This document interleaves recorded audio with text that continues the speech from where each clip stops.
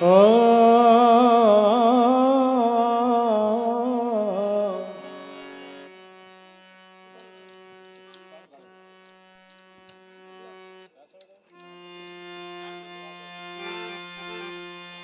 તમને જે ગીત સંભળાવવું છે આ બહેનો પાસે,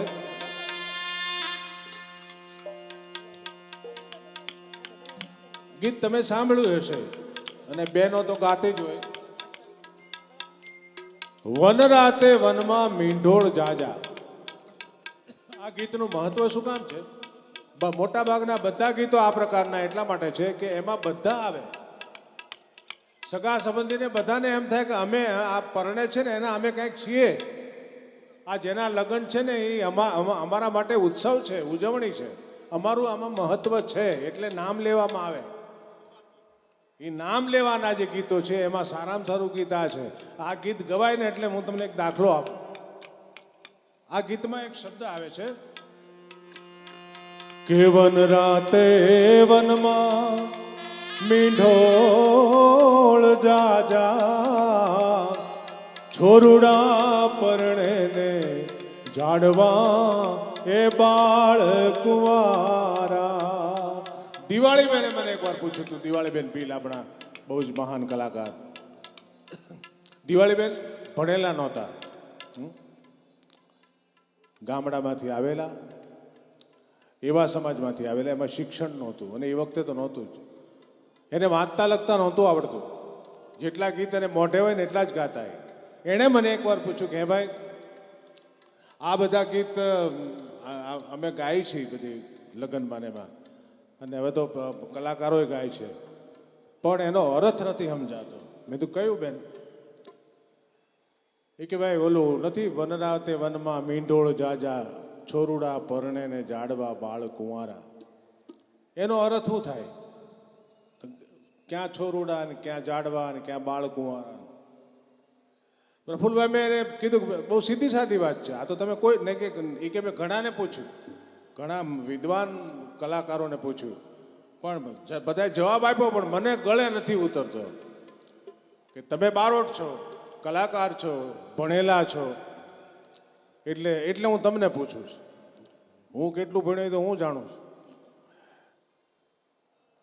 એ કે આનો અર્થ શું? તમે બેન સીધી વાત છે. જો વન રાતે વનમાં મીંઢોળ જાજા, વર અને કન્યાને લગ્ન વખતે માંડવાના દિવસે મીંઢોળ બંધાય તો કા બંધાય.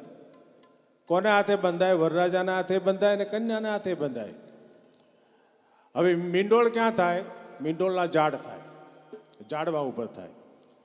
વર અને કન્યા માંડવામાં જ્યારે 4 ફેરા ફરે, એના લગ્ન થાય, ત્યારે વર અને કન્યા અગ્નિની સાક્ષી 4 ફેરા ફરે.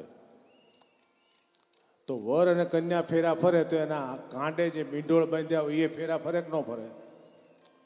તો કે ફરે. તો વર અને કન્યા પરણે તો બે મીંઢોળે પરણે કે ન પરણે? તો કે પરણે. તો પછી મીંઢોળ પરણે છે, પણ મીંઢોળના બાપ કોણ છે? મીંઢોળનું ઝાડ. મીંઢોળના માવતર કોણ? ઝાડવા. તો ઝાડવા તો બાળ કુંવારા છે, એ કોઈથી પરણતા જ નથી. એટલે આ ગીતમાં આપણી બહેનો તો જુઓ કેવી વિદ્વાન કેવી હશે કે એણે કીધું કે મીંઢોળ ભલે લગ્ને કુંવારા હોય, પણ મીંઢોળ જ્યાં થાય છે એ ઝાડવા, એના માવતર, એ કોઈ દી પરણતા નથી, એ બાળ કુંવારા છે. એવી પરંપરા આપણા ગીતોમાં ભરી છે. એ ગીતા બહેનોને કેવું છે તમે આમાં સગાવાલાને બધાને લ્યો.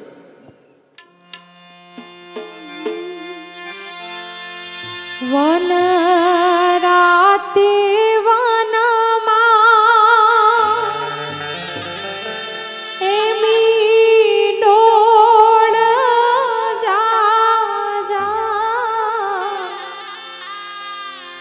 વન રાતે વનમાં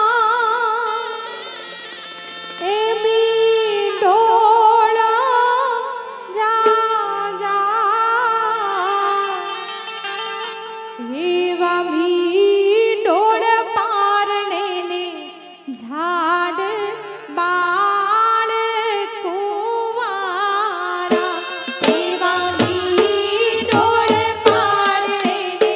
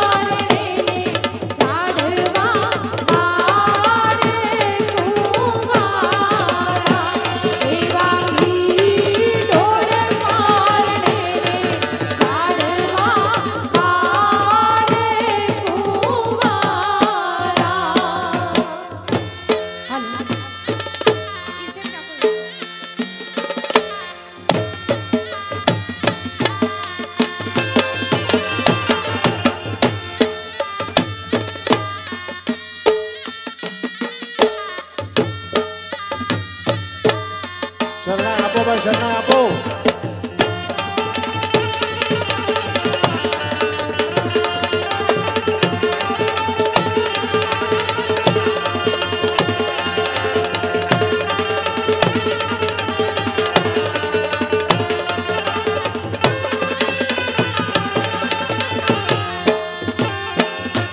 હું તમને પૂછું મારા બેની રે સોનલા બેન હું તમને પૂછું મારા બેની રે સોનલા બેન આવાડા તે લાડ તમને કોણે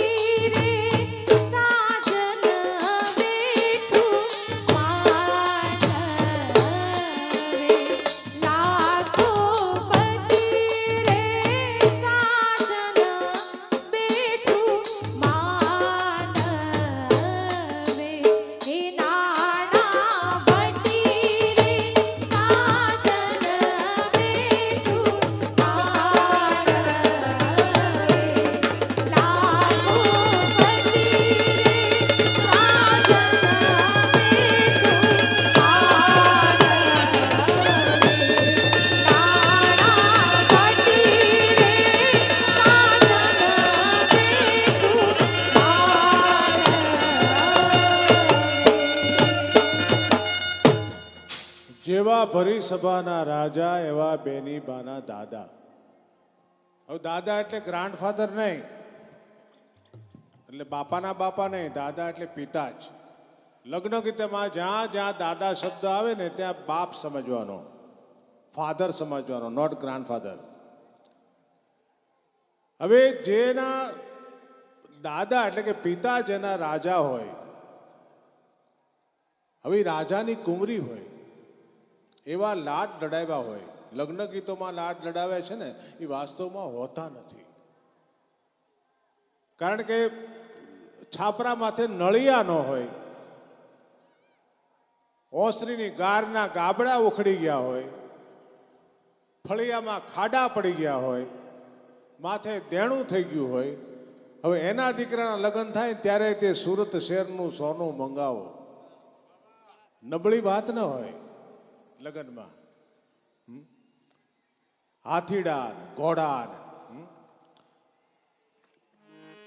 ઝીણા ઝીણા રે મોતીનો હે મોર હાથીડો, એના સોનેરી પલાણ અસવાર થાશે રે એ માર નાની વહુનો સાયબો, ઉભલા કસુંબીને હાટ વોરો વોરો રે એ કેસરિયા નવરંગ ચૂંદડી, મોકલો સાસરિયાને ઘેર. કેવી મોટી મોટી વાતો જો તમે. એક તો ઘોડેસવાર થયો છે વરરાજો, અને જઈને વાણિયાની દુકાને જઈને ઊભો છે. મોંઘામાં મોંઘી ચૂંદડી કાઢો. એ ચૂંદડી લઈને ક્યાં જવાનું છે? સાસરીએ. કોના? જેની સાથે લગ્ન થવાના એના માટે.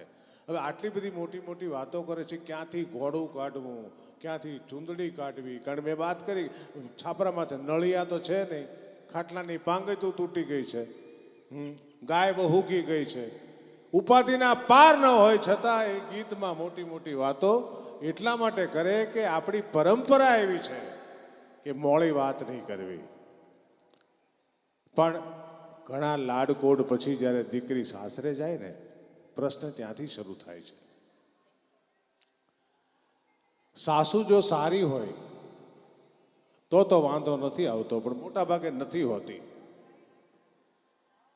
એનું કારણ શું હોય છે કે જે દીકરાને પોતે ઉજેરી પાજેરી મોટો કર્યો છે, લાડ લડાવ્યા છે, એના માટે ઉજાગરા કર્યા છે, થરથરથી જાંગે જણ્યો છે, પ્રસૂતિની પીડા વેઠી છે, એને ભણાવ્યો છે, ગણાવ્યો છે, કામ ધંધે ચડાવ્યો છે, એને અડધી રાતે ઉઠીને ભૂખ લાગી હોય તો રોટલો ઘડી દીધો છે, હાજો માંદો હોય તો એને પોતા મૂક્યા છે. આવી રીતે દીકરાને મોટો કર્યો હોય, એ લગ્ન થઈને ચોથે દિવસે પારકો થઈ જાય, કઈ માં સહન કરી શકે? એમાંથી આ પ્રોબ્લેમ ઊભા થાય છે કે મેં આટલું કર્યું અને હવે એ વહુનો થઈ ગયો, મારું કાંઈ નહીં. આ એક ભાવ છે ને, એ ઝઘડા કરાવે છે. વાસ્તવિકતા છે એ સ્વીકારવી પડે, પણ એમાં કોક સાસુ એવા હોય છે. તમને એક દાખલો આપું. એક ઘરમાં નવી પરણેલી બહુ આવી, 4-6 મહિના વરહદી થયું, થોડીક જૂની થઈ, પણ સાસુથી દબાયેલી પણ હતી અને મર્યાદામાં પણ હતી.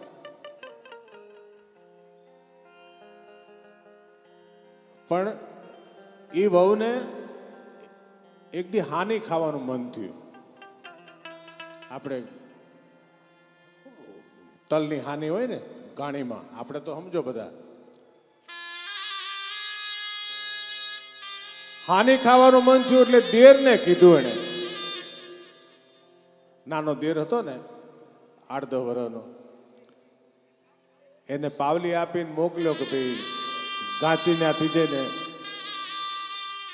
હાની લઈ આવો ને. દેર હાની લઈ આવ્યો, વાટકો ભર્યો. હવે સાસુની દેખતા ખવાય નહીં, રસોડામાં રખાય નહીં, સાસુ પાળી જાય તો ખાવા દે નહીં. એ હાનીનો વાટકો એને ઘંટીની હેઠે મૂક્યો. દળવાની ઘંટી, આપણે પેલા ઘંટી હતી ને, ઘંટી એટલે મૂક્યો, હવારમાં જ્યારે દળનું દળવા એ પરોઢીએ જાગે, એ દળતી જાય ને હાની ખાતી જાય.